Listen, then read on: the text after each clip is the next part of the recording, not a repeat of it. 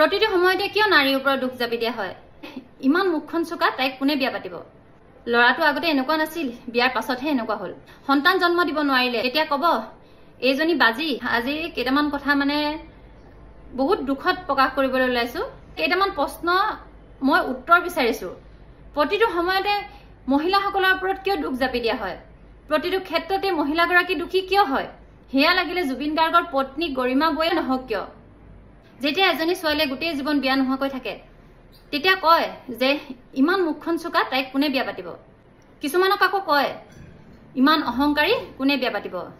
যেতিয়া নতুনকৈ ছোৱালী এজনী বিয়া পাতি আহে ঘৰত কেতিয়াবা মনোমালিন্য হলে স্বামীজনে যদি তাইৰ হৈ এখাৰ মাত মাতে তেতিয়া কব লৰাটো আগতে এনেকুৱা নাছিল বিয়াৰ পাছতহে এনেকুৱা হল আৰু কিবা কাৰণত যদি বোৱাৰীজনীয়ে সন্তান জন্ম দিব নোৱাৰিলে তেতিয়া কব এইজনী বাজি লৰা ছোৱালী সন্তান জন্ম দিব নোৱাৰে এইজনীক আমাৰ লৰাটোলৈ আনিবই নালাগিছিল হয়তো কিছুমানে দ্বিতীয় বিবাহ কৰাই দিয়ে আৰু কেনেবাকৈ যদি এগৰাকী মহিলাৰ স্বামী ঢুকাই যায় তেতিয়া কব এইজনী কুলক্ষণী লৰাটোৰ মূৰটো খালে প্ৰতিটো ক্ষেত্ৰতে এগৰাকী মহিলাক দুখ জাপি দিয়া হয় স্বামীজন যেতিয়া হেৰাই যায় মহিলাগৰাকী যেতিয়া নতুনকৈ জীৱনটো আৰম্ভ কৰিব বিচাৰে তেতিয়াও দুখ জাপি দিয়ে মুঠতে কোনো ফালৰ পৰাই মহিলাই হাৰি যাব নোৱাৰিব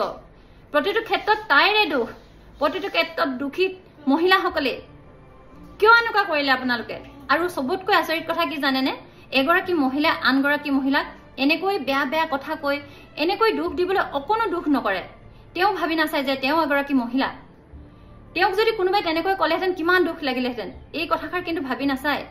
নাৰীয়ে নাৰীৰ শত্ৰু এই কথাষাৰ কিন্তু সত্য যোৱাকালি জুবিনদাৰ জীৱনৰ শেষৰটো সাক্ষাৎকাৰ চালো ৰীতা চৌধুৰী বাইদেউৰ পেজত আৰু সেই সাক্ষাৎকাৰটো বহুলোকে চাইছে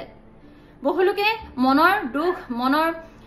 যি অনুভৱ সেইবোৰ প্ৰকাশ কৰিছে কিন্তু কিছুমান এনেকুৱা নিজ মানসিকতাৰ কিছুমান এনেকুৱা মানে পুৰুষ আৰু কিছুমান মহিলাও আছে তেওঁলোকে প্ৰশ্ন কৰিছে বা তেওঁলোকে কৈছে যে জুবিনদাই যে ইমান অকলশৰীয়া অনুভৱ কৰিছিল জুবিনদাৰ যে গা ভাল নাছিল জুবিনদা যে ভাগৰুৱা হৈ পৰিছিল জুবিনদাৰ যে বেমাৰ হৈছিল জুবিনদাই আজি নীৰৱে কান্দি আছিল কিন্তু সেই সকলোবোৰ কথা গৰিমা বয়ে জুবিনদাৰ ইমান কাষত থাকিও কিয় গম নাপালে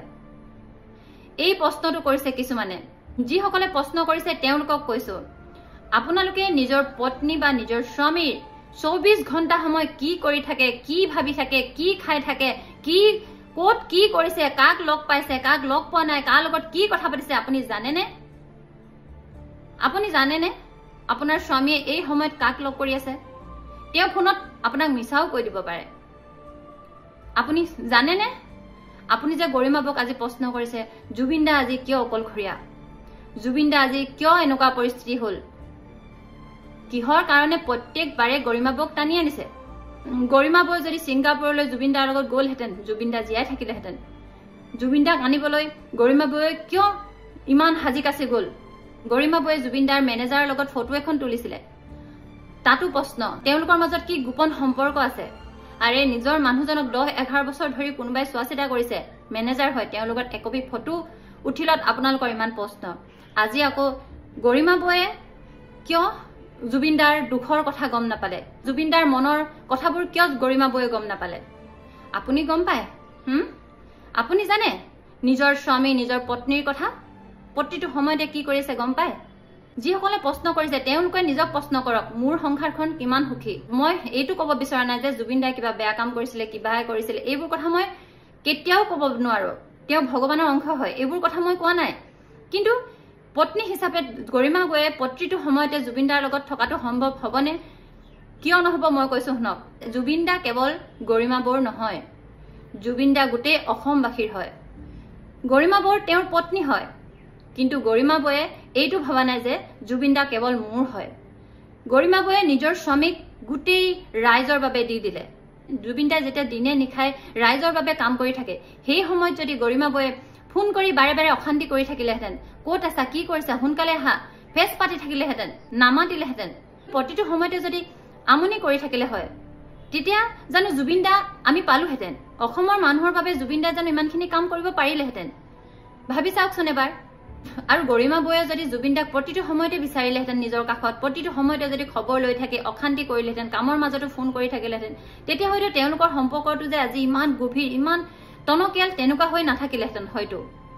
গতিকে গৰিমা বয়ে প্ৰতিটো সময়তে জুবিনদাক নাপায় ৰাইজৰ কামত তেওঁ ৰাইজৰ বাবে সমাজৰ বাবে ওলাই যায়। গৰিমা বৌয়ে জুবিনদাৰ লগত ৰাতি টোপনি ক্ষতি কৰি বহুতো প্ৰগ্ৰেমত থাকে, তেওঁৰ লগত প্ৰতিটো সময়তে থাকিবলৈ চেষ্টা কৰে, কিন্তু হলেও একেবাৰে 100% যে লগত থাকিব পাৰিব সেইটোতো সম্ভৱ নহয়। জুবিনদাই হয়তো মনৰ কথা খুলি গৰিমা বৌক নকলে, হয়তো গৰিমা বৌয়ে দুখ পাব বুলি। জুবিনদাই নিজকে হয়তো গৰিমা বৌৰ আগত লুকুৱাই ৰাখিলে, মই ভালে আছো, মই ঠিকে আছো, মোৰ একো নহয়, তুমি চিন্তা নকৰিবা, এনেকৈ কিজানি কৈছিল গৰিমা বৌয়ে যেতিয়া সুধিছিল তেওঁক। গতিকে যিকোনো এটা কথা নজনাকৈ এনেকৈ নকব। গৰিমা বৌয়ে জুবিনদাৰ সা সম্পত্তি, জুবিনদাৰ টকা পইচাৰ হিচাপ নাৰাখিলে, কাৰণ জুবিন গাৰ্গৰ পত্নী হোৱাটো ইমান সহজ নহয়। আজি যেনেকৈ তেওঁ নোহোৱাকৈ এটা খবৰত শুনিব পাইছিলো যে জুবিনদা ঢুকোৱাৰ পাছৰে পৰা গৰিমা বৌয়ে হোৱা নাই, তেওঁক মেডিচাইনৰ অভাৰডোজ দি হোৱাবলগীয়া হৈছে। তেওঁ জুবিনদাৰ খবৰ লবলৈ অহা সকলোকে মাত মাতিছে, ধৈৰ্য ধৰি আছে। গতিকে জুবিন গাৰ্গৰ পত্নী হোৱাটো সাধাৰণ কথা নহয়। তেওঁ এগৰাকী অসাধাৰণ মহান মহিলা। তেওঁক প্ৰশ্ন কৰি তেওঁৰ যি মহানতা তাক আপোনালোকে আঘাত নিদিব। গৰিমা বৌক শান্তিকৈ থাকিবলৈ দিয়ক। আপোনালোকে জুবিনদাৰ বাবে মাত মাতক। জুবিনদাই যিহেতু আমাৰ অসমৰ যিকোনো পৰিস্থিতিতে মাত মাতিছিল, গতিকে জুবিনদাৰ বাবে আপোনালোকে মাত মাতক।